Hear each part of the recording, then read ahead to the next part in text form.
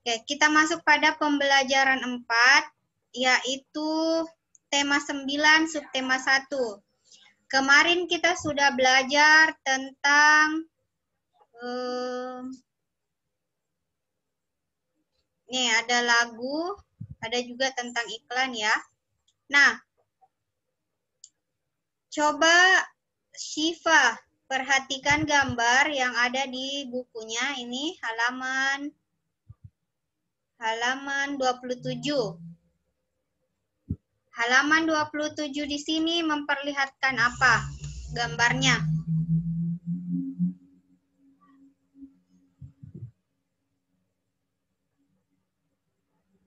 Oke, Syifa silakan dibaca ini teksnya.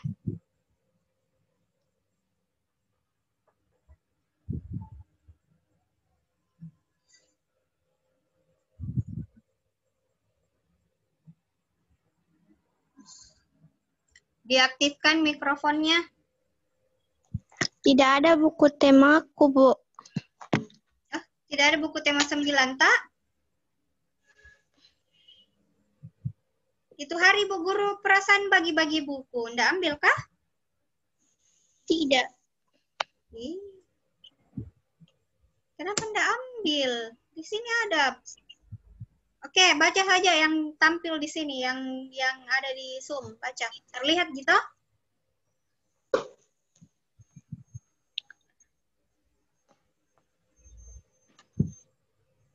Kabur, Bu. Kabur. Siapa yang jelas? Rafa jelas? Kabur. Kabur. Oke, mungkin jaringannya Ibu Guru kurang bagus ya. Oke, Ibu Guru baca, silakan dengar saja. Hari ini Pak Tagor mengajak Siti dan teman-teman untuk melakukan kegiatan di luar kelas. Siti dan teman-teman menyambutnya dengan gembira. Kemana mereka akan melakukan kegiatan? Oh, ternyata mereka menuju ke belakang sekolah. Di sana terdapat hamparan sawah dan sungai. Dari belakang sekolah juga tampak daerah pegunungan. Pak Tagor menjelaskan mengenai kenampakan alam di Indonesia. Nah, jadi kita masuk pada kenampakan alam. Ya, apa yang dimaksud kenampakan alam? Ada yang tahu? Apa itu kenampakan alam?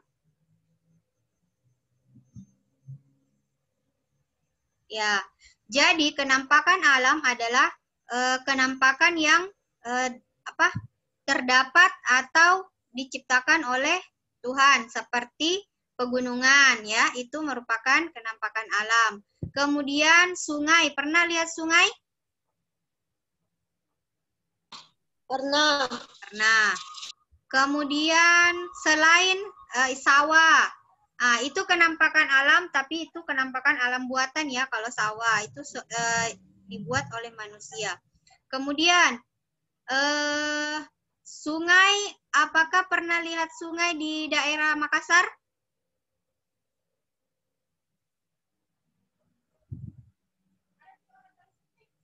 Pernah lihat sungai di daerah Makassar? Nah, iya. Selain sungai, apalagi yang ada di Makassar? Kenampakan alam. Jadi kenampakan alam itu terbagi menjadi dua, kenampakan alam daratan dan kenampakan alam perairan. Nah, kalau kenampakan alam daratan itu termasuk gunung, hutan, apalagi sawah, ya. Nah, kalau air, pantai, danau, waduk, itu ya termasuk kenampakan alam dan kenampakan buatan. Nah, di sini ada gambar orang sedang menanam padi. Ayo mengamati, coba perhatikan gambarnya. Perhatikan ada 4 gambar di situ. Nah, di situ ada pengertian ketampakan alam, biasa juga disebut dengan istilah bentang alam. Indonesia memiliki bentang alam yang berbeda-beda di setiap daerah. Ada daerah dataran tinggi dan ada daerah dataran rendah. Ada penduduk yang tinggal di daerah pegunungan, ada juga penduduk yang tinggal di daerah pantai. Ketampakan dibagi menjadi dua bagian, yaitu ketampakan alam wilayah daratan dan ketampakan wilayah perairan. Nah, di sini pada gambar yang mana termasuk ketampakan alam wilayah daratan? Kota. Ya. Sawah. Ya, sawah. Itu termasuk ketampakan alam wilayah daratan. Kalau ketampakan alam wilayah perairan, gambar yang mana? Sungai. Pantai. Nah, betul. Nah, kira-kira ketampakan alam yang ada di Makassar yang perairan yang mana?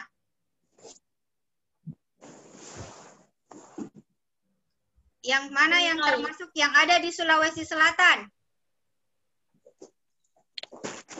Yang perairan.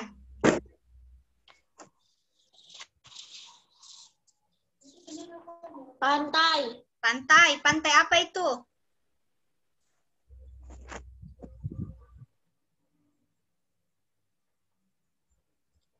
Pantai apa yang ada di Makassar?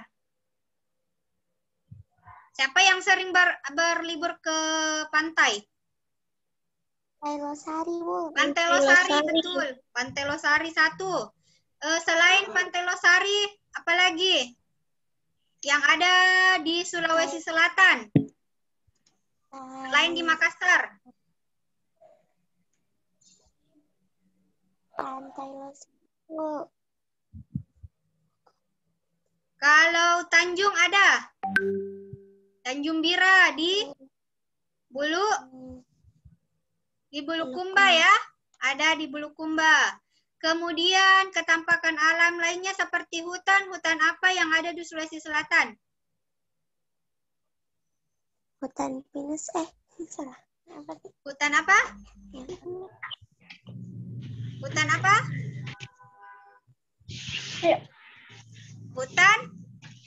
Hutan pinus. Sering ke Malino tidak?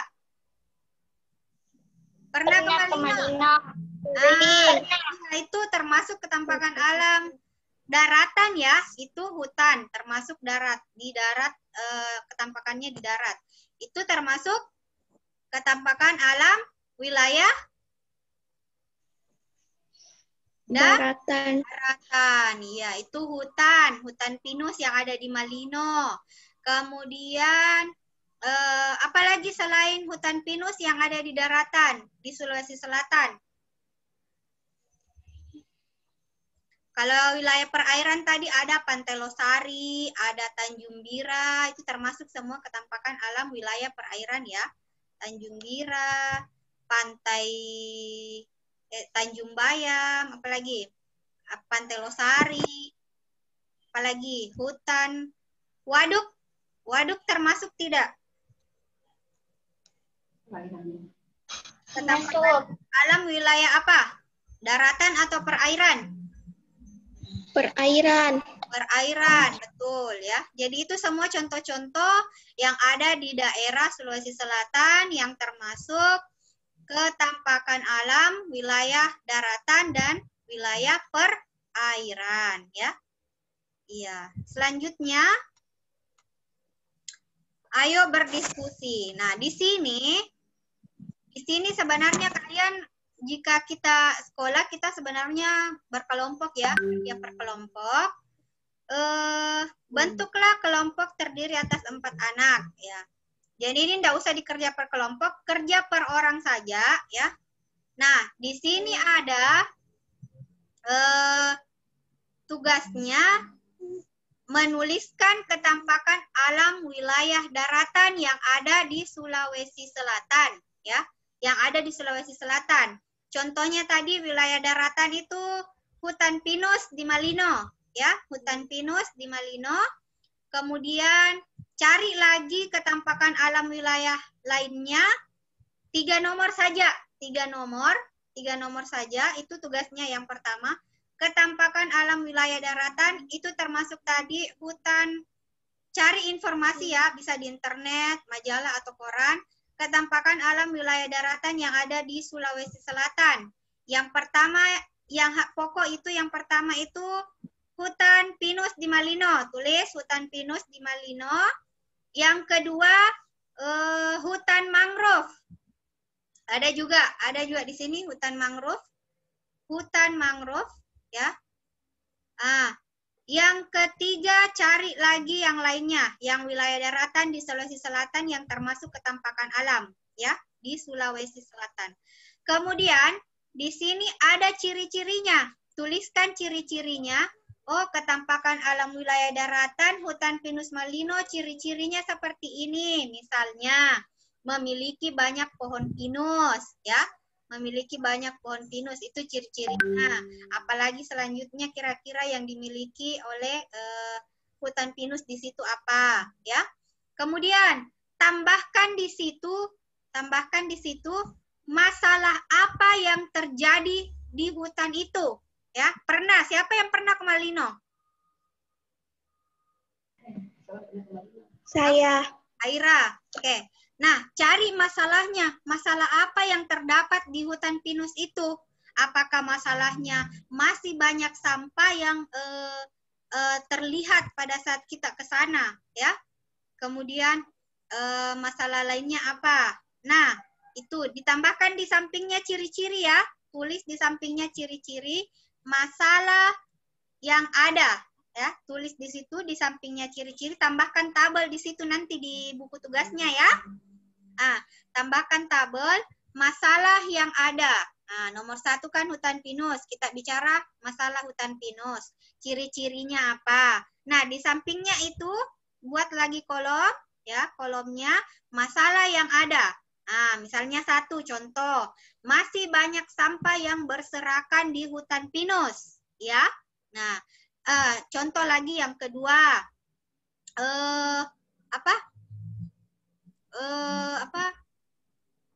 banyak pohon yang ditebang, misalnya seperti itu ya, banyak pohon yang ditebang, contohnya ya, seperti itu. Boleh juga cari di internet. Nah, setelah itu di sampingnya solusi, ya, di sampingnya solusi, di sampingnya masalah, tambah lagi tabelnya di samping solusi atau untuk mengatasinya. Cara untuk mengatasinya apa? Ya, cara untuk mengatasi masalah itu apa kira-kira? Contoh misalnya masalahnya tadi masih banyak sampah yang berserakan di hutan pinus di Malino. Nah, cara untuk mengatasinya itu setiap pengunjung harus membuang sampah pada tempatnya jika berkunjung ke hutan pinus Malino, atau tidak membuang sampah secara sembarangan di hutan pinus itu. Tuh, contoh solusi atau cara mengatasinya. Oke, paham? 3 nomor saja. 3 ketampakan alam wilayah daratan, 3 juga ketampakan alam wilayah perairan.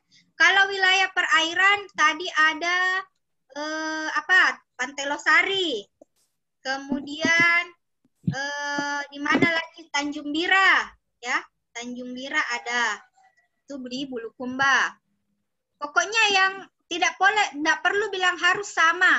Yang pernah kita datangi, contoh ya, yang pernah kita datangi misalnya pantai apakah waduk juga boleh ya, itu karena ketampakan alam wilayah perairan ya. Waduk di sini, waduk Nipa-Nipa, siapa yang biasa pergi boleh. Waduk Nipa-Nipa. Ya, ada juga di sini di Nipa-Nipa juga ada kolam regulasi ya. Nah, itu juga boleh dipakai. Pokoknya yang ada di Sulawesi Selatan. Nah, sama tadi ketampakan alam wilayah daratan, kalian juga mencari masalahnya, kemudian memberikan solusi atau cara menyelesaikan masalah yang ada di dalam ketampakan alam wilayah perairan itu. Oke? Itu tugasnya yang pertama. 3 saja. 3 ketampakan alam wilayah daratan, 3 juga ketampakan alam wilayah perairan. Boleh bukan yang di Makassar, boleh di wilayah lain, misalnya yang di Tahu ya. Boleh cari di internet. Paham? Paham ya? Paham. Oke, paham. Ya, jadi itu tugasnya yang pertama. Itu tugasnya yang pertama 3 saja ya. 3 nomor saja, 3-3-nya ini samping temuannya. Cuman menambahkan kolom saja tadi masalah yang ada dan solusi atau cara mengatasi masalahnya itu ya. Paham ya? Sudah dicatat? Sudah dicatat? Sudah. Oke, bagus. Selanjutnya kita masuk pada ayo membaca. Coba Nurul, silakan dibaca Nurul. Adaptasi masyarakat terhadap ketampakan alam sekitar.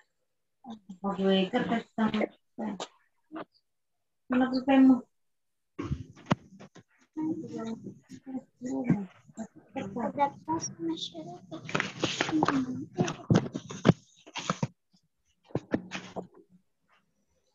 Permukaan bumi tidak rata. Permukaan bumi ada yang tinggi dan ada yang rendah. Ketampakan alam adalah berbagai bentuk muka bumi yang terjadi secara alamiah. Ketampakan alam terdiri atas 2 bagian pokok, yaitu ketampakan alam berupa perairan dan ketampakan alam yang berupa daratan. Daratan adalah tempat kita berpijak. Bentuk ketampakan alam berupa daratan bermacam-macam. Contohnya gunung, pegunungan, daratan tinggi, daratan rendah, pantai, tanjung, dan delta. Perairan merupakan bagian dari permukaan bumi yang tergenang air. Bentuk ketampakan alam contohnya sungai, danau, dan laut. Manusia melakukan adaptasi berbeda-beda antara satu dengan yang lain. Manusia Lanjut, Davina.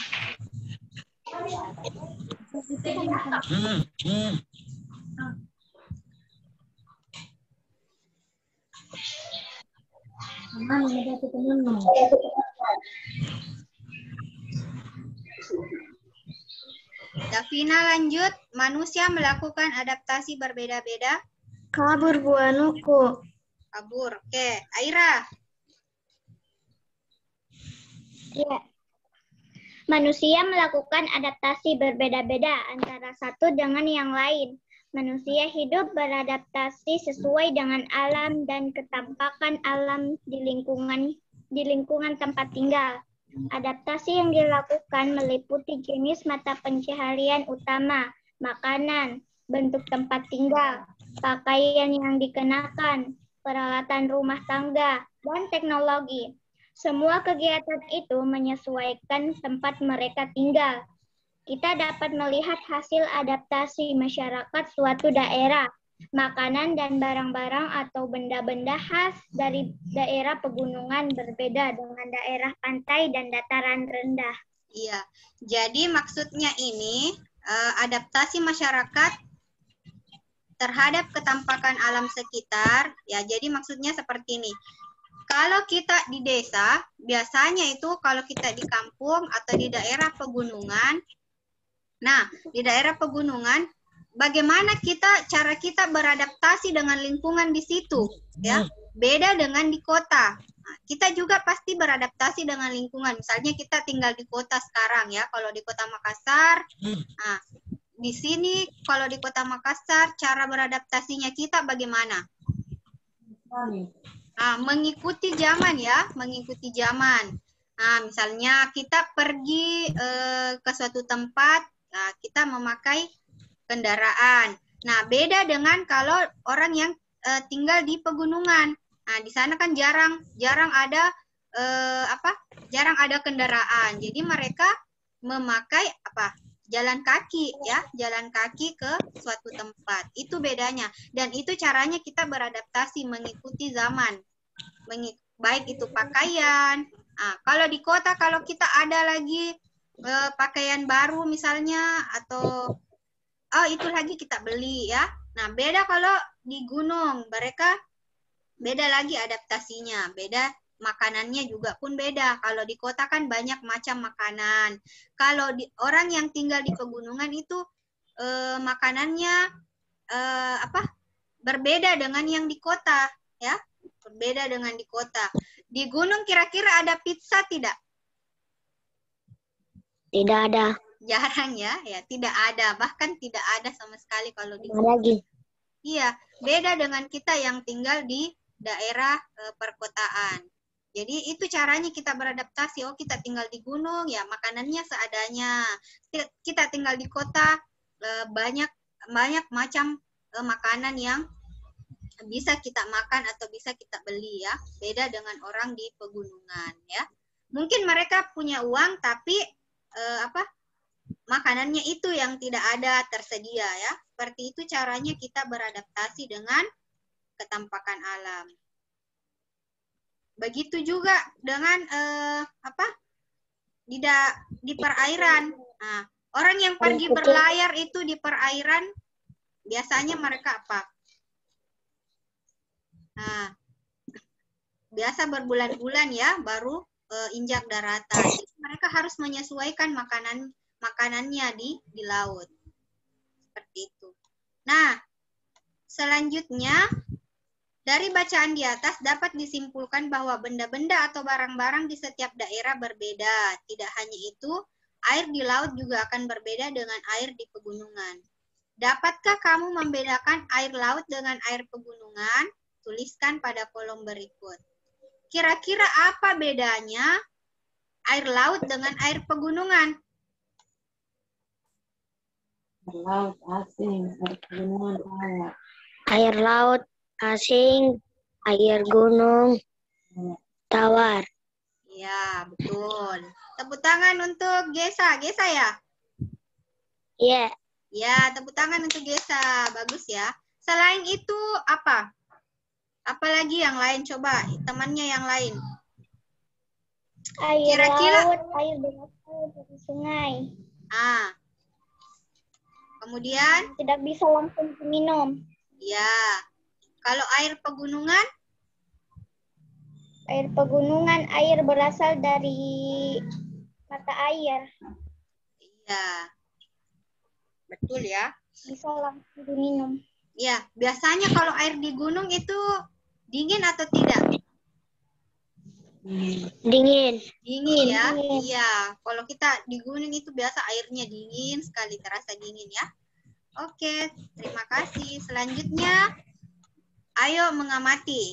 Berbicara tentang air, perhatikan iklan berikut. Depot air isi ulang Aquada diproses secara higienis melalui 3 tahap proses makrofiltrasi, 5 tahap proses mikrofiltrasi, sterilisasi, ultraviolet, dan ozonisasi bersih dan higienis. Yang gambar kedua, menerima pemasangan depot isi ulang air mineral dalam kota atau luar kota, siap pakai atau siap jual. Aceng Pro. Ini termasuk gambar iklan ya. Iklan media cetak. Ya, ini termasuk iklan media cetak. Amati kedua iklan tersebut, kemudian ungkapkan pendapatmu mengenai iklan tersebut. Kira-kira coba. Aira, bagaimana pendapat Aira tentang iklan ini? Iklan pertama menawarkan air isi ulang merek Aquada yang diproses melalui 3 dan 5 tahap. Oke. Nurul, gambar kedua. Iklan gambar kedua. Iklan kedua, Aceng Pro menawarkan jasa pemasangan depot isi ulang air mineral. Oke. Syifa, kira-kira ini gambar iklan media cetaknya, kata-katanya jelas atau tidak? Syifatil Aziza, coba keluarkan pendapatnya. Apakah kedua iklan ini bahasanya jelas dan bisa dipahami oleh konsumen? Iya. Jelas pendapatnya? Ya, jelas ya. Nah, kira-kira kalimat kalimat atau kata-kata di dalam iklan ini apakah bisa menarik orang untuk mencoba atau mengonsumsi ini? Coba keluarkan pendapatnya yang lain. Selain Nurul, Aira, dan Syifa, dan Gesa. Yang lain coba. Rafa boleh, Davina boleh. Adisti boleh. Kira-kira Adisti tertarik tidak dengan isi iklan ini? Tertarik. Tertarik. Kenapa bisa tertarik? Apa yang membuat Adisti tertarik? Karena gambar dan tulisannya sangat jelas dan menarik. Oke, gambar dan tulisannya sangat jelas dan menarik. Oke, tepuk tangan untuk Adisti. Itu pendapat dari Adisti, pendapat dari Aira, Nurul, Syifa, dan Geza. Yang lain ada yang ingin mengungkapkan pendapatnya? Boleh, silakan. Langsung saja, Davina. Oke, silakan Davina. Keluarkan pendapatnya. Aktifkan mikrofonnya, Nak.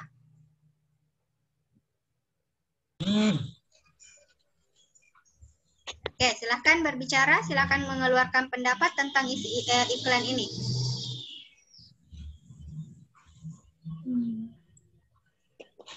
Iklannya sangat menarik. Iklannya sangat menarik. Oke, bagus ya. Nah, bagus ya, mengeluarkan pendapatnya. Siapa lagi yang bisa mengeluarkan pendapatnya, mengungkapkan pendapat tentang iklan ini?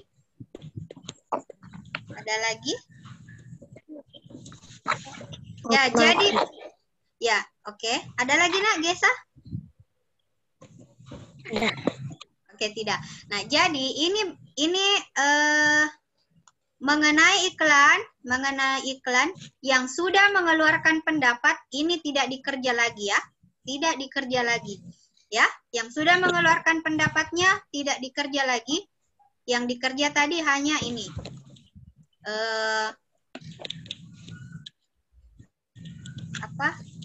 Ini yang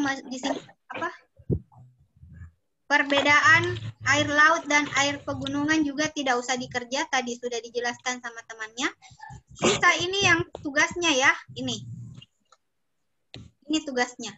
Yang ayo berdiskusi tapi dikerja per individu ya. Yang tadi menambahkan 2 kolom masing-masing, cari masalah dan cara mengatasi. Kemudian di bawah, perhatikan lagi di bawah.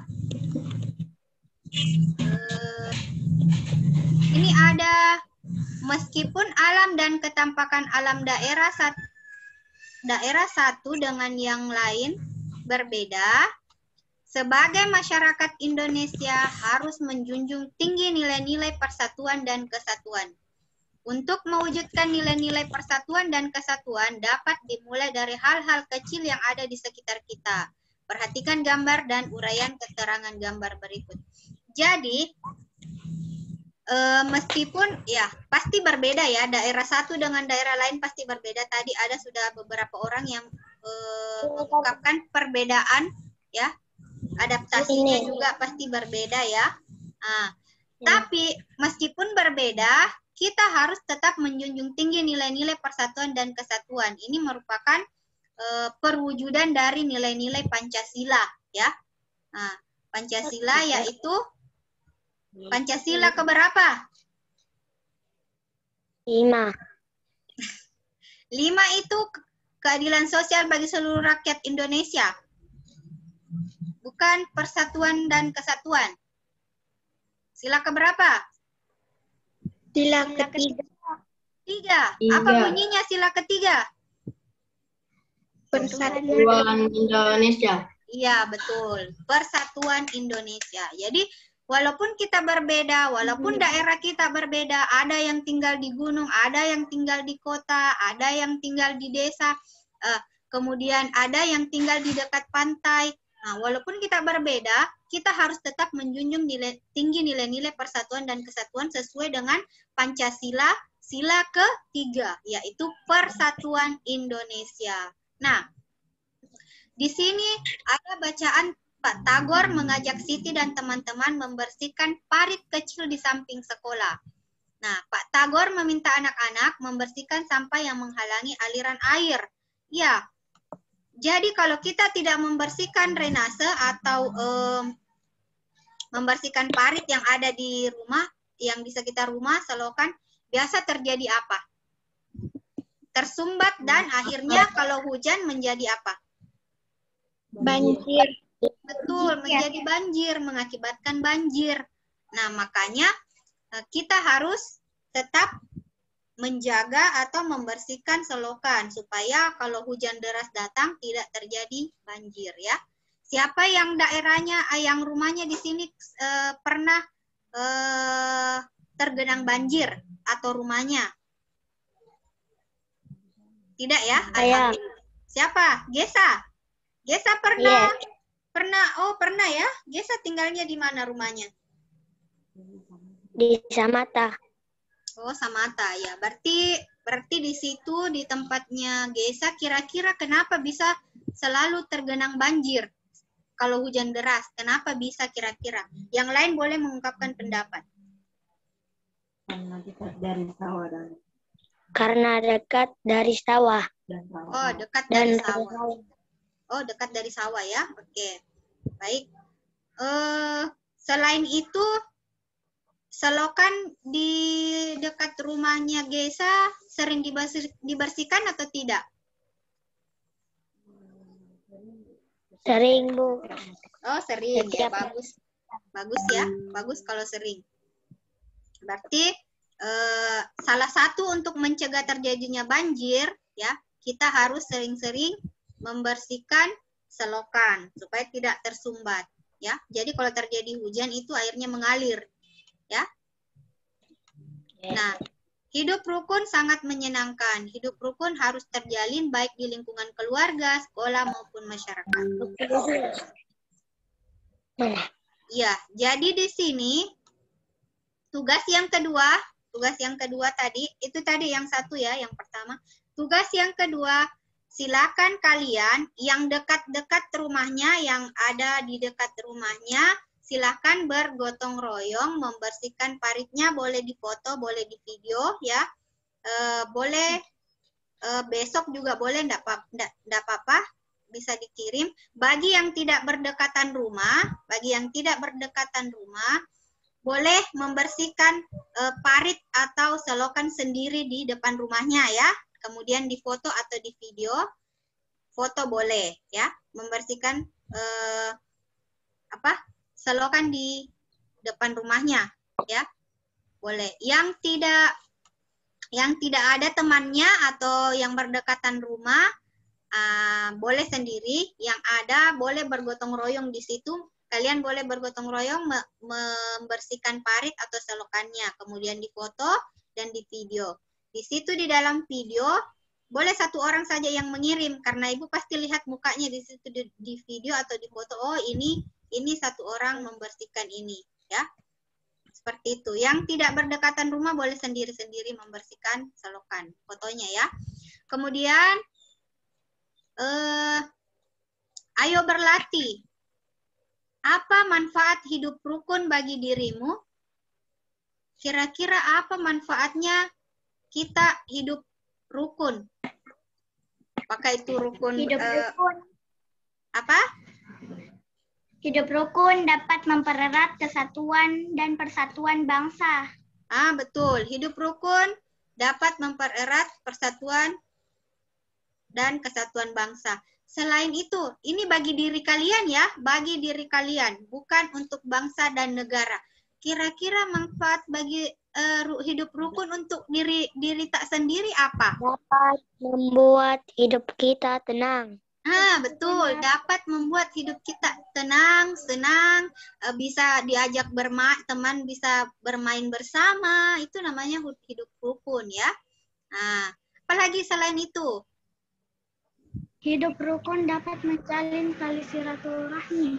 Betul sekali, Nak Nurul. Hidup rukun dapat menjalin tali silaturahmi antara kita, baik itu antara teman, antara tetangga, atau antara orang tua. Itu namanya semuanya hidup rukun bagi diri sendiri ya.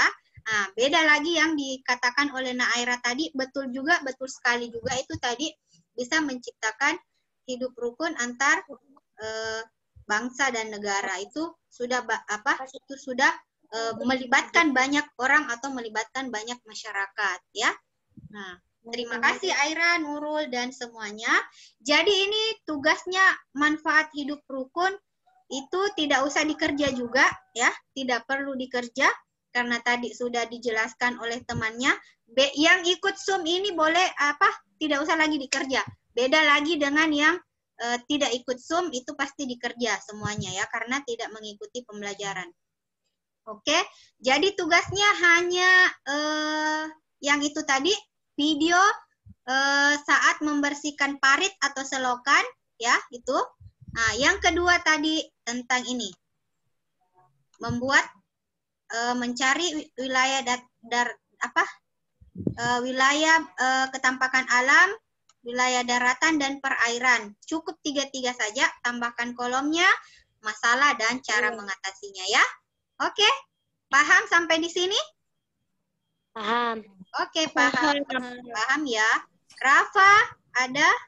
Rafa, oke, Rafa ada. Oke, ada pertanyaan sebelum Ibu tutup? Ada yang belum dimengerti? Silakan ditanyakan. Geza, ada yang mau ditanyakan? Tidak ada, Bu. Tidak ada. Oke, tidak ada. Baik. Jika tidak ada, Ibu mau tes ekspresi atau perasaannya hari ini belajar. Dimulai dari Aira, silakan tunjukkan muka, ekspresi muka belajar hari ini. Kalau marah atau tidak suka, boleh tunjukkan mukanya seperti apa kalau marah atau tidak senang. Kalau senang, boleh juga tampakkan. Ya, boleh semuanya menampakkan. Silahkan aktifkan karena sisa 1 menit. Silahkan aktifkan. Ibu foto saja. Ibu lihat. Kalau senang, silahkan senyum lebar. Kalau tidak senang, boleh cemberut. Ya, boleh. Pokoknya ekspresikan saja apa yang kalian rasakan hari ini. Ya, oke. Dimulai. Gesa aktifkan. 1, 2, 3. Oh, ada yang senyum lebar, ada yang senyum-senyum sedikit saja, ada yang tidak senyum sama sekali. Berarti itu ekspresinya hari ini belajar ya. Mungkin kurang senang, atau mungkin ada yang senang sekali, atau mungkin ada yang tidak senang ya. Tidak apa-apa, kita tunjukkan ekspresi kalian, belajar menunjukkan ekspresi kalian. Emosi kalian pada saat belajar. Oke, kita ulangi lagi karena Gesa belum tampil. Sebelum karena sisa 1 menit sebelumnya. Oke, 1, 2, 3.